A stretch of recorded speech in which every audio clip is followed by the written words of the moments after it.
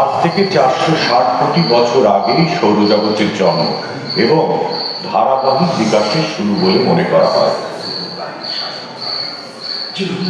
প্রকাণ্ড এক ধুলোর ঘূর্ণি থেকে জন্মানোর পর পৃথিবী ক্রমে শীতল হতে থাকে। পৃথিবীতে প্রাণের উদ্ভবের মূল কৃতিত্ব বায়ুমণ্ডলের। প্রায় 350 কোটি বছর আগে এককোষী জীবেদের আবির্ভাব।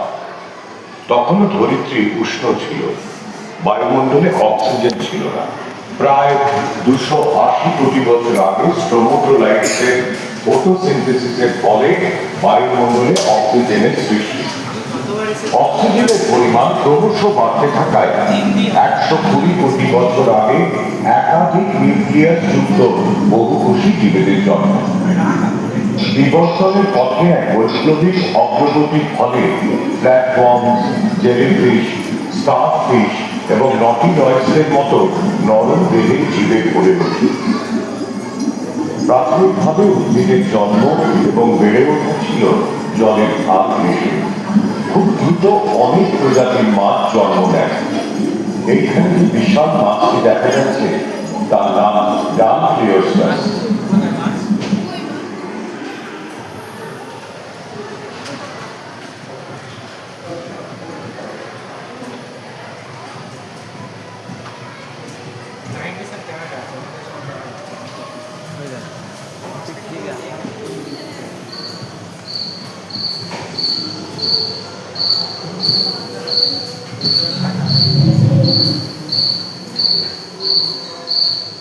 মোটামুটি 35 কোটি বছর আগে মাটিতে উদ্ভিদের জন্ম ছিল। তারা ক্রমশ ছড়িয়ে গিয়ে জঙ্গল তৈরি করে। উই, মাকড়সা, আদিম ডানাহীন পতঙ্গ ও ইকথিওস্টেগার মতো প্রাথমিক উভচর প্রাণীরা এই সময় আবির্ভূত হয়।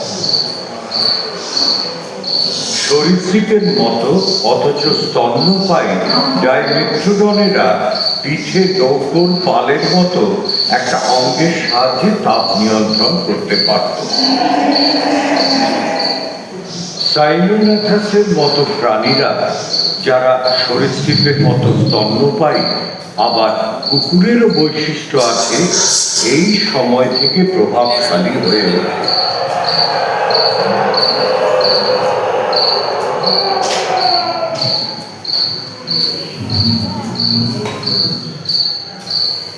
দানবীয় ড্রাগন ফ্লাই আর আরশোলা, বিটল, বিছের মতো পোকারাই তখন পৃথিবী শাসন করত।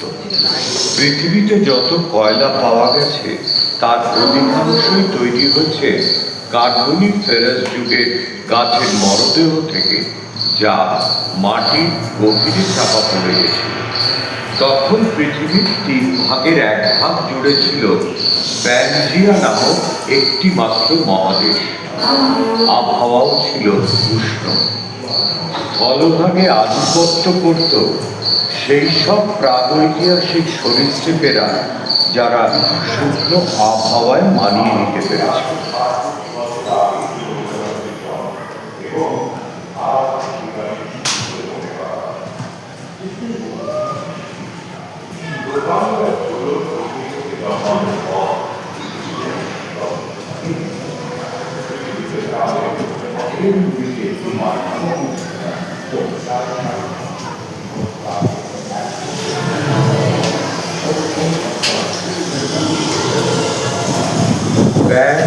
কচ্ছপ ও কুমিরদের আবির্ভাব হয় আজ থেকে 22 কোটি বছর আগে।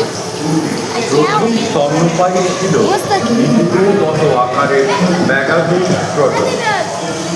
প্রাচীন সরীসৃপেরা ক্রমশ হারিয়ে যায় এবং আবির্ভাব হয় ডাইনোসরদের। সেটা প্রায় 20 কোটি বছর আগে। তারা নানান আকার ও আকৃতিতে গোটা পৃথিবীতে ছড়িয়ে পড়ে এবং নানা রকম আবহাওয়ার সাথে মানিয়ে নেয়। কোনোটা ওজনে কাঠবিড়ালির মতো হালকা, কোনোটা বা 15টি পূর্ণবয়স্ক হাতির চেয়ে ভারী। ঠান্ডা লাগে।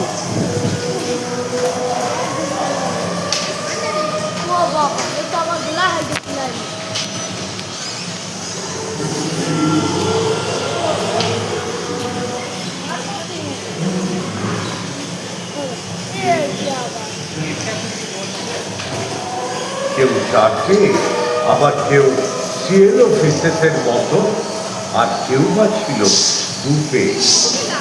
ব্র্যাকিং খরচের যুদ্ধ প্রায় 23 মিটার পর্যন্ত হতো, যা একটা টেনিস কোর্টের দৈর্ঘ্যের সমান, আর ওজনের হতো 75,000 কেজি। সরীসৃপেরা সমুদ্র ও আকাশেও ছড়িয়ে পড়ে। প্রাচীনতম দুরন্ত সরীসৃপ ইউজি মনমোডনের বিচরণ ক্ষেত্র ছিল আকাশ। প্রথম পাখি আর্কিওটেরিক্সের আবির্ভাব এই সময়।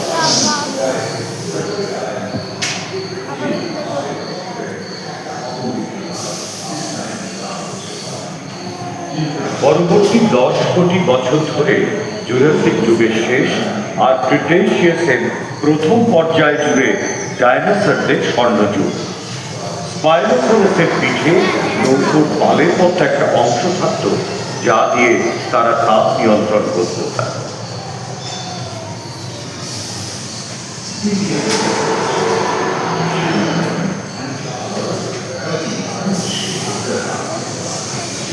ভেলোসিরাপ্টর, গ্যালিমাইমাস ও ওভিরাপ্টরের মতো ছোট ছোট ডাইনোসররা অলিম্পিকের দৌড়বিদের মতো স্পিডে ছুটতে পারত।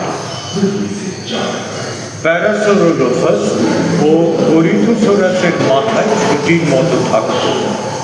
প্রায় 5 মিটার লম্বা ডানাওয়ালা প্রকাণ্ড টেরেনোডনরা উঠতে আর ভেসে বেড়াতে পারত। অধিকাংশ ডাইনোসরই ছিল কিন্তু তৃণভোজী। পরিবেশ আর্দ্র হওয়ার সাথে সাথে গাছপালা ছড়িয়ে পড়ল গোটা স্থলভাগ জুড়ে।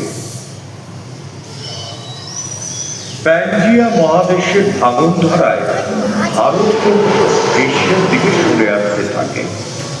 মহাদেশীয় পাটাগুলির এই সঞ্চারণের ফলে শুরু হয় অগ্ন্যুৎপাত ও ভূমিকম্প, যার ফলে স্থলভূমিতে নানা রকম ভৌগোলিক আকার ও আকৃতির জন্ম হয়।